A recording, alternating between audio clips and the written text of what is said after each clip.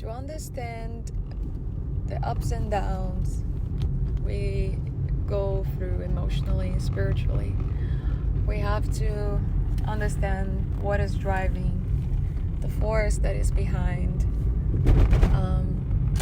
this ups and downs, right? I might say I feel at my highest when I experience XYZ, or when I feel XYZ. And that's basically my way of saying this is how I interpret myself, how I interpret my feelings, my emotions, and so forth. But you may interpret, experience things a little bit different. And obviously, it's not my job to tell you what makes you feel up or brings you down. But it's your awareness with time that will eventually tap back into the deepest source of you, and you will essentially start to mingle and dance with these motions, with these energies, which essentially makes you, right? You, who you are, basically.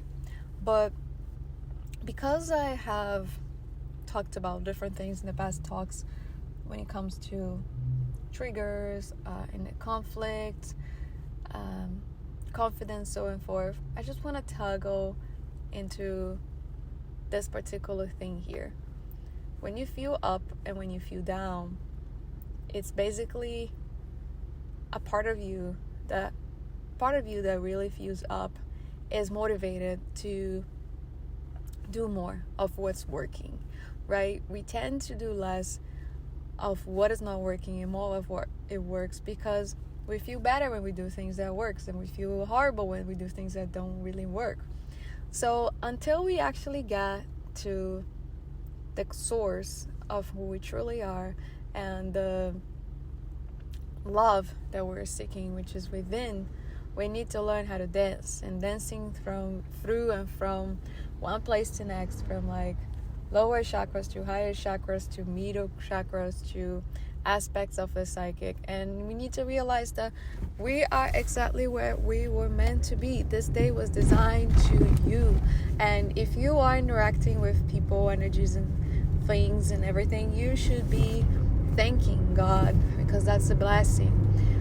Every day is a new opportunity for us to wake up, is a new opportunity for us to heal from old traumas, and life is doing its job to essentially, drive forces and put them together, put energies and people together as they were meant to, awake together, heal together, and ascend to a higher place together. So if you're there, you're either there because you were meant to help, you were meant to inspire, to get inspired, or to get help as well.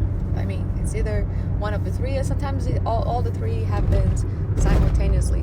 But I'm here to tell you, it's okay to go through ups and downs, because when you're feeling at your up, especially in a romantic relationship, like usually you do things together that empowers each other, that makes each other happier, right? So that's when you feel like up. And sometimes you feel down when you disappoint each other, when you do certain things that are like, oh fuck, she fucked up. But even when you fucked up, you need to find the resilience, that compassion for the other person, because this is life giving you the opportunity to look at yourself deeper and say, this is like what you usually do to yourself when you screw, is like judging, right? Like, fuck, I screw and blah blah blah. But when you do it again, when you screw again, you can look at the other person and say exactly what you would love to hear from yourself. It could be like, I'm sorry you fucked up. I mean, maybe you didn't fuck up, you just like, you were not paying attention. That's fine. Just be wiser next time. And you can say that at a nice way. You don't really need to screw up and like, oh my gosh, how did you do that?